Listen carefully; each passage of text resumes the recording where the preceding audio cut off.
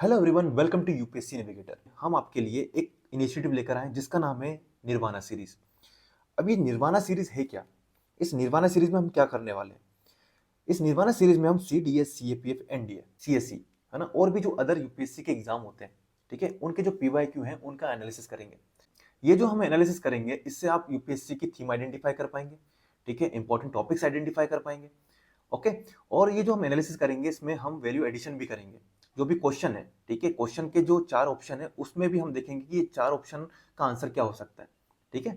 तो इस तरह हम यहाँ पे प्रोसीड करेंगे। क्योंकि आपने बहुत लोगों से सुना होगा कि भाई यूपीएससी की जो पीवाईक्यू उनका एनालिसिस करना है, ठीक है, आपको सीडीएस, सीएपीएफ, एनडीए इनके क्वेश्चन भी लगाने हैं, लेकिन हम लगा नहीं पाते और हम एनालिसिस नहीं कर पाते क्योंकि हमें पता नहीं है, ठीक है, और कोई बताने वाला भी नहीं है। तो एज अ ब्रदर मैं आपके लिए ये लेकर आया हूँ, ठीक है, ताकि आपको आपकी यूपीएससी प्रिपरेशन में हेल्प मिल सके, ठीक है। ये जो पीवाईक्यू है ये इतने इंपॉर्टेंट क्यों है ना, टेस्ट सीरीज के कंपेरेटिव मैं आपको पीवाईक्यू करने को क्यों बोल रहा हूँ? तो देखो, डिफरेंस आपको मैं सबसे पहले बताता हूँ। जो टेस्ट सीरीज होती है ना, टेस्ट सीरीज जो होती है ये कौन बना रहा है, ठीक है, वर्सेस जो पीवाईक्यू है, ठीक है, जो क्वेश्चन आप देख रहे हैं इन एग्जाम के, ये कौन बना रहा है? तो ये जो टेस्ट सीरीज है ये कौन बनाता है? ये बनाता है एक एस्पिरेंट, ठीक है, यूपीएससी के जो एस्पिरेंट होते हैं वही बनाते हैं, है ना। यदि आपने यूपीएससी का एक बार मेंस दे दिया है, ठीक है, तो आप एलिजिबल हो जाते हैं किसी भी कोचिंग में टेस्ट सीरीज बनाने के लिए। ओके। और जो पीवाईक्यू है ये कौन बना रहा है? ये बना रहा है प्रोफेसर, ठीक है। प्रोफेसर जो होते हैं यूनिवर्सिटी के बड़े बड़े प्रोफेसर होते हैं, ठीक है, जिनकी एज होती है 50-60 के आसपास, जिनकी एज होती है, वो ये क्वेश्चन बनाते हैं। तो यदि आप टेस्ट सीरीज लगाते हो तो आप किसका माइंडसेट समझ रहे हो? आप समझ रहे हो एक एस्पिरेंट का माइंडसेट। वहीं आप पीवाईक्यू लगाते हो, ठीक है, तो आप किसका माइंडसेट समझोगे? एक प्रोफेसर का, जिसने यूपीएससी के क्वेश्चन को फ्रेम किया, है ना। यदि आप प्रोफेसर का माइंडसेट समझ जाते हो कि वो कैसे क्वेश्चन फ्रेम करता है, कि कहां पर वो लूप होल रख रहा है, ठीक है, कैसे ट्रैप फंसा रहा है, कैसे पैटर्न यूज कर रहा है क्वेश्चन बनाने में, यदि आप वो समझ जाते हो तो आपको काफी हेल्प होगी क्वेश्चन सॉल्व करने में, ठीक है। तो यदि आप पीवाईक्यू लगाओगे तो आपको ये फायदा होगा।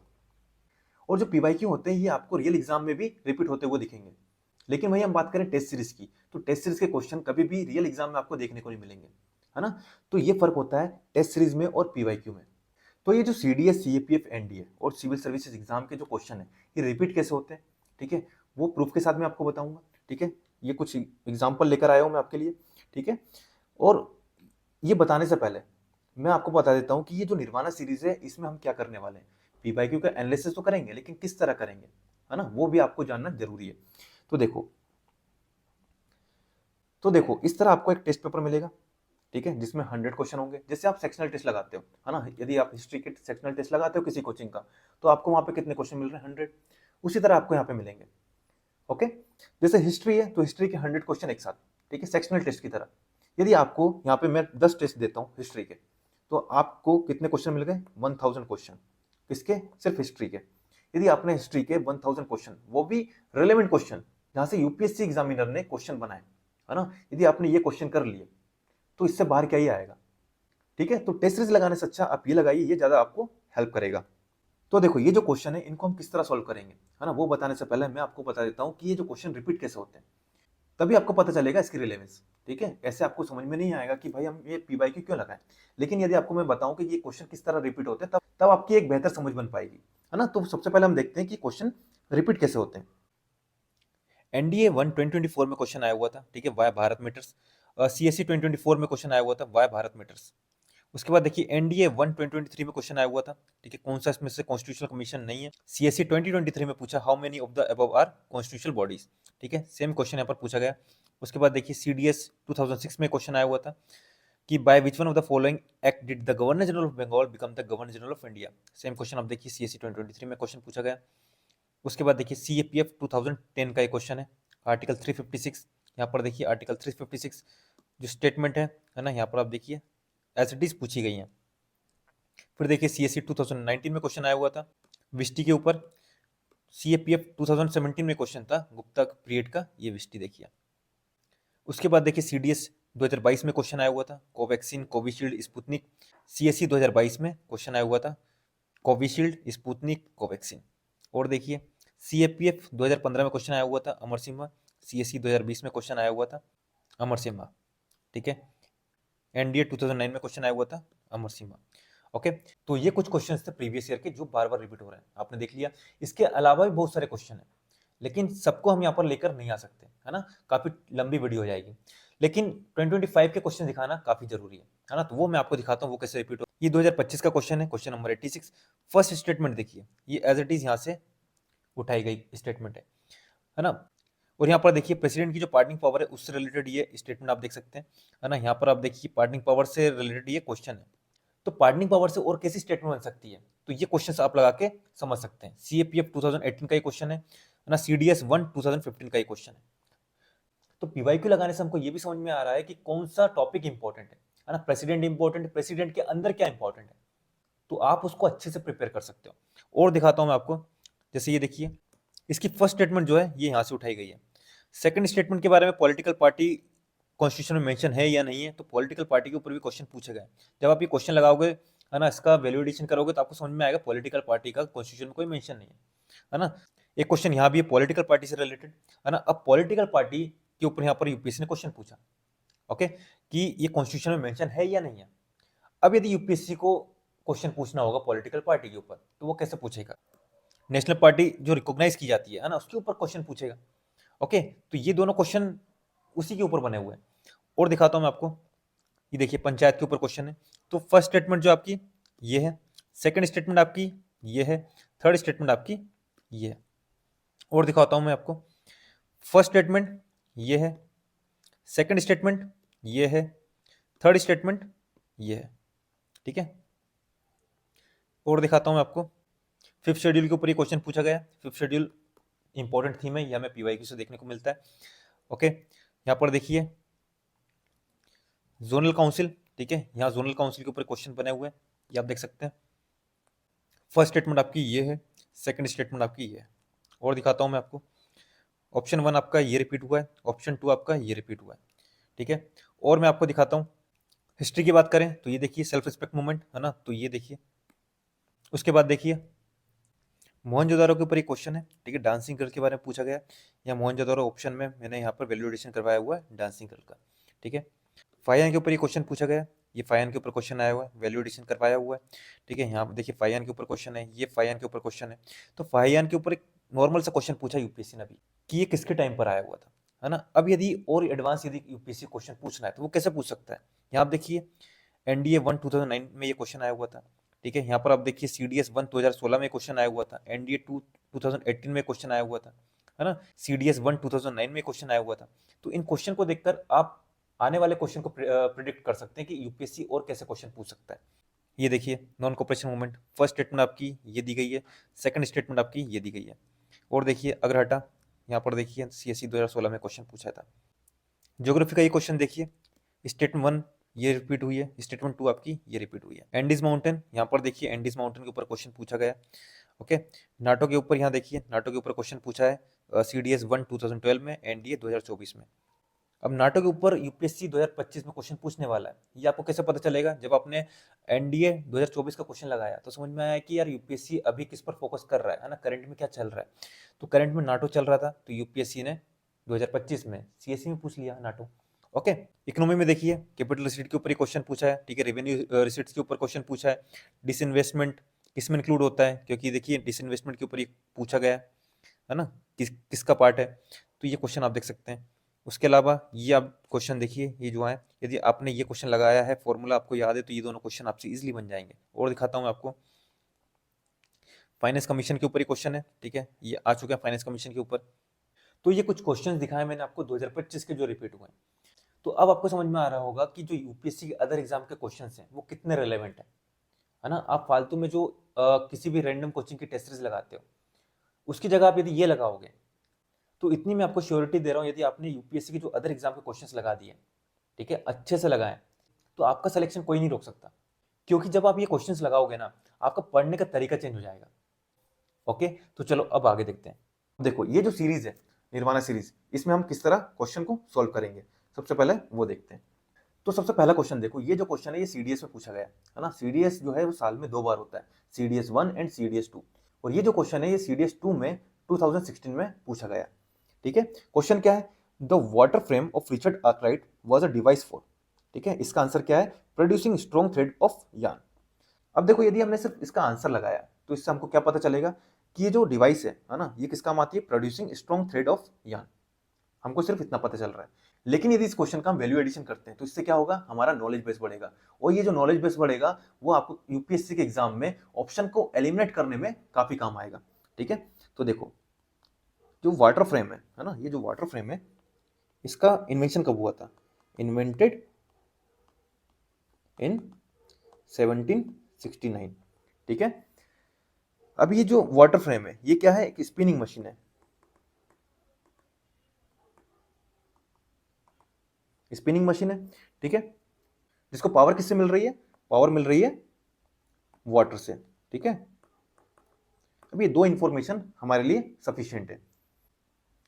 अब देखते हैं हम second question, the epic Silappatikaram refer to the, है ना, ये भी सीडीएस सेकंड का क्वेश्चन है जो कि 2016 में पूछा गया। तो देखो इसका आंसर क्या है, इसका आंसर है जेना element in the story line, ये इसका आंसर है। अब ये जो क्वेश्चन है इसका हम वैल्यू एडिशन करेंगे। ठीक है, तो देखो ये जो शिल्पाधिकारम है, तो शिल्पाधिकारम के बारे में हम देखें तो it is the one of the greatest and earliest epic of the Sangam age.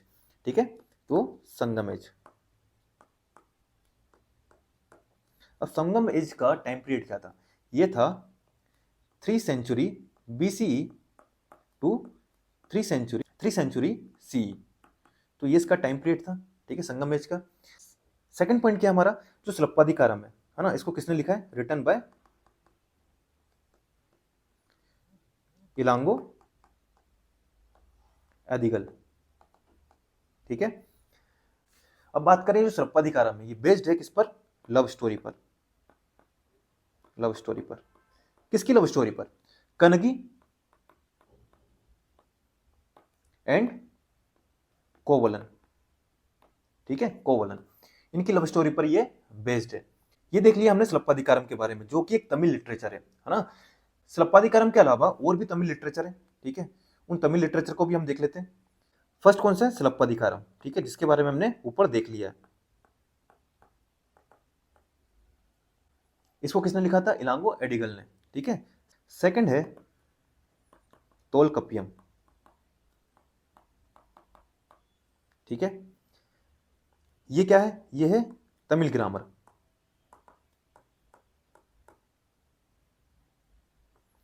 ठीक है, रिटन बाय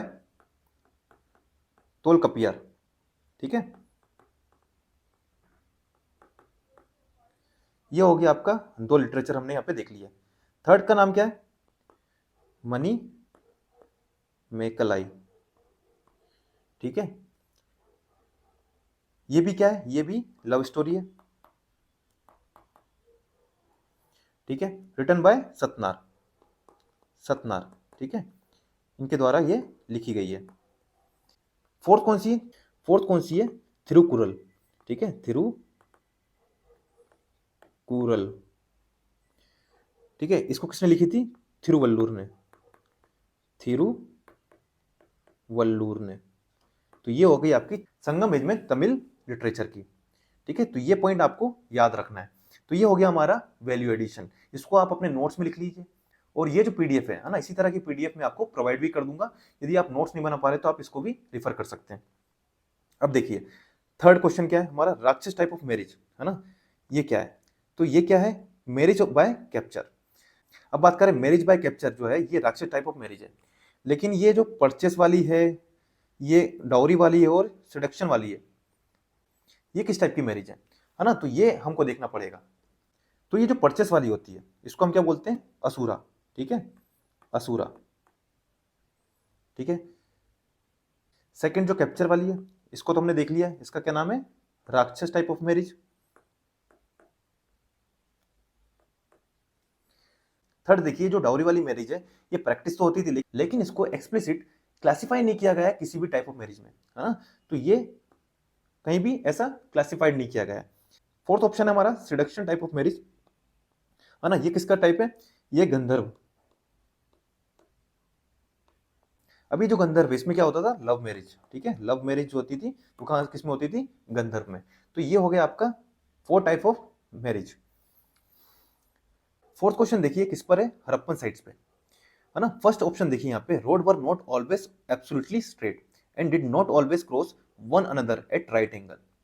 तो ये जो स्टेटमेंट है ना, उसमें ये जो वर्ड यूज किए गए, नॉट ऑलवेज, ठीक है, नॉट ऑलवेज, इसने क्या कर दिया, एक्सट्रीम को अवॉइड कर दिया। यदि यहाँ पे ये वर्ड नहीं होता नॉट ऑलवेज, तो ये स्टेटमेंट जो होती है वो एक्सट्रीम हो जाती है, और एक्सट्रीम स्टेटमेंट जो होती है वो रॉन्ग होती है।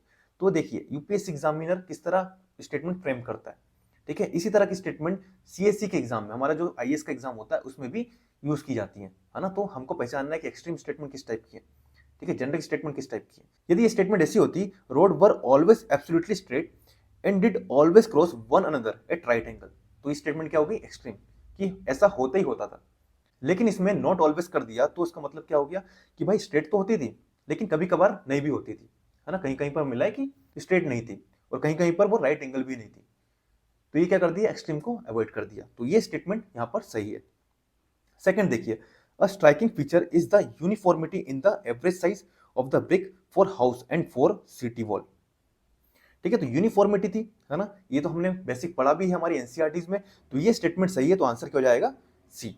तो देखो अब आपको क्या करना है, जो हड़प्पन साइट है ना, हड़प्पन साइट जितनी भी हैं, ठीक है, उनके बारे में डिटेल में पढ़ना है, ठीक है, उनके जो फीचर्स हैं, वहां पर क्या क्या चीज मिली है वो आपको देखना है, वहां से कौन सी रिवर निकली है वो आपको देखना है, कौन सी साइट पर पोर्ट थे, कौन सी साइट पर डैम थे, वो आपको यहाँ पे देखना है। ओके, तो ये आपका होमवर्क रहेगा। अब देखिए, अब नेक्स्ट क्वेश्चन आप देखिए किस पर है, इल्बर्ट बिल, जो कब आया था, 1883 में, ठीक है। अब ये जो इल्बर्ट बिल है ये कौन लेकर आया था, ये लाया था रिपन, ठीक है, रिपन। अभी जो लॉर्ड रिपन है, इनको father of local self government भी बोला जाता है, ठीक है, तो ये आपको पॉइंट याद रखना है। अब यदि हम इसके ऑप्शन देखें, तो देखो, in spite of opposition to the bill it was passed without any modification, तो ये स्टेटमेंट गलत है। यदि आपने स्पेक्ट्रम पढ़ी है तो आपको मालूम होगा कि ये जो इल्बर्ट बिल आया था इसमें काफी मॉडिफिकेशन हुए थे, है ना, तो ये स्टेटमेंट यहाँ पे गलत होती है। थर्ड ऑप्शन आप देखिए, the proposed bill generated opposition from England Europeans subject in India, तो ये स्टेटमेंट यहाँ पर सही है, क्योंकि अपोजिशन यहाँ पर उठा था, ठीक है, अपोजिशन हुआ था। सेकंड ऑप्शन देखिए, it propose to grant complete civil and criminal jurisdiction to native official, तो यहाँ पे कंप्लीट नहीं था, ठीक है, ये क्या था, लिमिटेड, ठीक है, तो ये सही है, ये गलत है ना। तो it propose to grant limited criminal jurisdiction to native official, ठीक है, तो यहाँ पे लिमिटेड था, कंप्लीट नहीं था, कंप्लीट क्या आ गया, ये आ गया एक्सट्रीम वर्ड, ठीक है, तो यहाँ पर ये स्टेटमेंट गलत होती है, तो आंसर क्या हो जाएगा, 1 और 3। एल्बर्ट बिल के बारे में आपको क्या पता चला कि 1883 में आया था, कौन लेकर आया था, रिपन, एंड रिपन को father of local self government भी बोला जाता है। अब नेक्स्ट क्वेश्चन आप देखिए, consider the following statement about the different meaning of swaraj as articulated by Mahatma Gandhi, ये सीडीएस 1 2017 का क्वेश्चन है। तो इसका आंसर क्या होगा, तो इसके ऑप्शन को हम सबसे पहले देखते हैं। स्टेटमेंट 1 देखिए, Swaraj is intimately linked with ahimsa, मतलब नॉन वायलेंस एंड सत्याग्रह, ठीक है, मतलब एडेरेंस टू ट्रूथ, ये स्टेटमेंट सही है। सेकंड देखिए, Swaraj has two sense, first क्या है, पॉलिटिकल, और सेकंड क्या है, बियॉन्ड पॉलिटिकल, ठीक है, तो देखो बियॉन्ड पॉलिटिकल का मतलब यही है, अहिंसा, ठीक है, नॉन वायलेंस करना है, सत्याग्रह करना है, ये क्या, नॉन पॉलिटिकल ही है, ठीक है, वो पॉलिटिकल भी इसका मतलब था। तो Swaraj has two sense, one political and beyond the realm of politics, तो फर्स्ट एंड सेकंड यहाँ पे सही है। थर्ड ऑप्शन देखिए, Swaraj is something that require time and patience to acquire, और फोर्थ ऑप्शन आप देखिए, with determination Swaraj could be obtain easily and quickly, और यहाँ क्या बोल रहा है, that require time and patience to acquire. तो ये जो दो स्टेटमेंट है ये एक साथ नहीं आ सकती, तो 3/4 तो एक साथ आएगा नहीं, तो ये तो गया। और मैंने जो आपको बताया था, है ना, जो हमारी पैटर्न्स वाली वीडियो है 75+ पैटर्न्स, ठीक है, उसमें मैंने आपको बताया था, यदि आपने वो फॉलो की है तो आपको मालूम होगा कि देखो ऑप्शन से भी आप पहचान सकते हो कि कौन सी स्टेटमेंट गलत है, कौन सी सही है। कैसे, फोर्थ ऑप्शन यहाँ पे देखिए, सिर्फ एक बार यहाँ पे बनाया गया है, जिसको यूपीएससी वैल्यू नहीं दे रहा है, तो आप उस ऑप्शन को इतना वैल्यू क्यों दे रहे हैं, ठीक है। यहाँ से आप सोच सकते हैं कि ऑप्शन 4 सिर्फ एक बार यहाँ पे अरेंज किया गया, मतलब ऑप्शन 4 की यहाँ पे वैल्यू नहीं है, तब यूपीएससी नहीं दे रहा है इस ऑप्शन को वैल्यू, तो आप भी इस ऑप्शन को वैल्यू ना दें, है ना। तो यहाँ से आप पहचान सकते हैं कि फोर्थ ऑप्शन यहाँ पे गलत है और थर्ड ऑप्शन यहाँ पे सही है, ठीक है, तो 1 2 3 इसका आंसर हो जाएगा। तो ये हो गया आपका, हमने कितने 6 क्वेश्चन कर लिए, ठीक है। तो इस तरह हम निर्वाणा सीरीज को कंटिन्यू करने वाले हैं। तो यदि आप इस सीरीज को हमारे साथ कंटिन्यू करना चाहते हैं, ठीक है। और आप इस चैनल पर नए हैं, अभी तक चैनल को सब्सक्राइब नहीं किया तो आप चैनल को सब्सक्राइब कर लीजिए और हमारे टेलीग्राम ग्रुप से जुड़ जाइए। बाकी जो फर्दर इन्फॉर्मेशन होगी इस सीरीज से रिलेटेड वो आपको टेलीग्राम ग्रुप पर मिल जाएगी। ठीक है, तो समाप्त करता हूं अपने सेशन को यहीं पर। जय हिंद, जय भारत।